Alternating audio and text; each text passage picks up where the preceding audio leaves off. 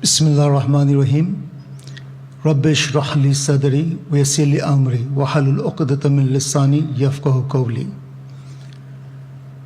My respected Vice President of Nasimco, Ghulam Bhai Najafi, Vice President of Toronto Jamaat, Sajjad Bhai Ibrahim, my respected elders, my brothers and my sisters in Islam, Assalamu alaikum.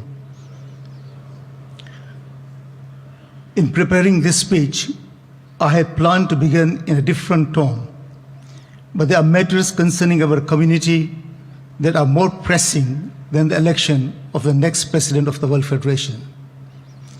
Our community across the world, not least here in Toronto, are deeply saddened and shocked to have learned of the untimely and tragic death of Maroom Asghar Bhai Dirani, Maruma Alina Tarbhai, and Maruma Afifa Tarbhai in Tehran last week. I wish to take this opportunity to express my sincerest condolences to the bereaved families, and I pray that Allah subhanahu wa ta'ala grants them the patience and forbearance at this incredibly difficult time. While I never had privilege or honor to personally know those who tragically departed us, the loss and sadness felt in our community across the world after the event of last week has been profound. I am certain that Allah subhanahu wa ta'ala has placed them among His chosen ones. To the families who have so tragically lost their loved ones, my thoughts and prayers are with you. I am assured that the community here in Toronto have been a source of great support and solace at this difficult time. And it's my personal wish that this support remains for the months and years ahead. If I may reflect, it is at testing times that our community can demonstrate the strength of unity. Amongst the shared challenges we all face and are going to face, it is crucial that we remain united. Can I request for Surah Fatiha, please?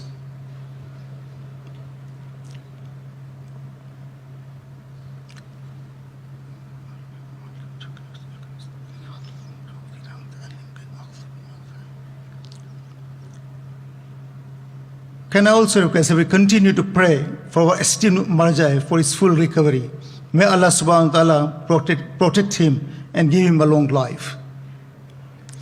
As I speak to you, the hardening of the attitudes towards the Muslims worldwide, even in Canada, means that our women face the brunt of rising Islamophobia. They've been attacked because of the visibility of their hijab.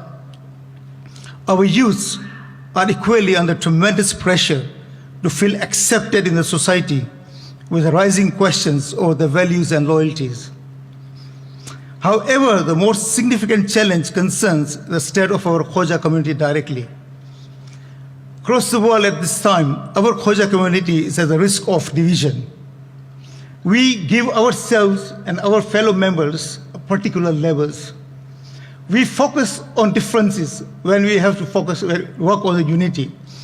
However, no doubt, each and every individual in America, Africa, in Australia, in Europe, India, Pakistan, we want the best for our community. And this is going to be the biggest challenge for our community. Our institutions need to be aware and receptive of these external and internal challenges that are stunning the growth of our community. We want our community to continue the long history of success and achieve a greater heights in spiritual, economic, financial, and social developments. Therefore, my message to you today is the World Federation must evolve today in order to address the complexity of challenges that we are going to face. If we fail to do so, and leave the World Federation as it is status quo, our community will be unprepared to face these challenges. On the contrary, if we rise, if we evolve, and if we reform the World Federation into a resilient body, which it needs to be, we will be able to address our complexity of challenges. Our community will build on the successes, and we will have a bright and secure future. On Sunday, I published my pledges for the brighter and secure future. Our pledges for the brighter and secure future places each and every individual member at the heart of our agenda. This will ensure that the World Federation will never distance from the people it seeks to serve. So, what does our manifesto pledge in the way of reform that is needed? Firstly, we are going to establish a clear line of accountability as the World Federation. We will make the World Federation office bearers answerable to the Executive Council, and Executive Council answerable to the conference. What does that mean? That means that we will know who actually are the decision makers at the World Federation. At present, we don't know who are the decision makers at the World Federation and whom they are accountable to. This will also give power to the elected councillors of our regional bodies to scrutinize the decisions made at the World Federation. But accountability also needs transparency. So we are going to appoint a team of World Federation councillors who are going to regularly audit the trails of our income coming and expenses, how they are spent, how efficiently they are spent. And this report of the audit trail will be published for the information of our community members. Well, now the Reformed World Federation, with the governance that is transparent and accountable, will also will ensure it that each and every member of our community has a voice and choice in decision making. Hence, we will actively promote the unrepresented group, particularly women and youth, as a decision-making process. Our community women across the world are not able to exercise the power of voting. We promise that we will standardize the constitution at the regional level so that our women will have the equal voting right as men.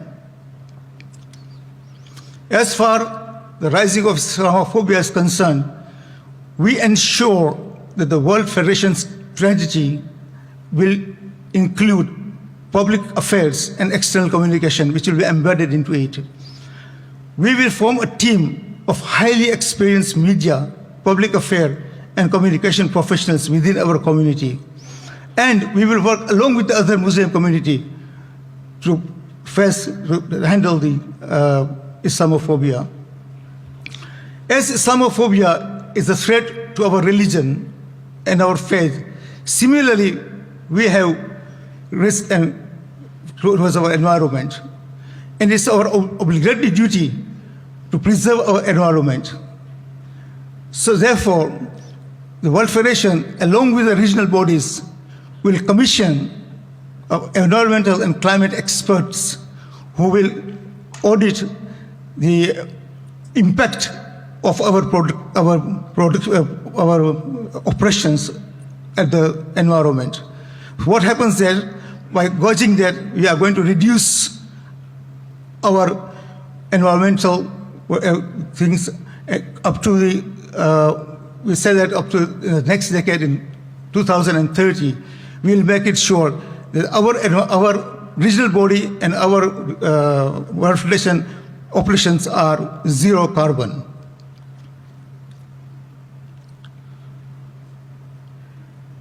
Furthermore, we are going to designate the last week of the month of Ramadan as to address the environmental risks and environmental factors. Furthermore, we are going to continue to support and finance Madrasa or Center of Excellence, as well as commit ourselves to work with our existing religious institutions in Najaf and Qum to develop a post-Madaris framework of learning so that we can benefit from the treasures of knowledge we have access to. We will preserve our Khoja heritage and the history by beginning the work to establish a state-of-art museum curated by experts who will attract people from around the world and pass on the inspiring stories of our forefathers to new generations. Now, this is just a glimpse of what our brighter future holds for our community. It was my pleasure to visit Al Sadiq School this afternoon, and having had the tour and briefing by the Vice Principal, Sister Zainab Rasool, it was heartening to see the vision of our leaders that has come to fruition, alhamdulillah.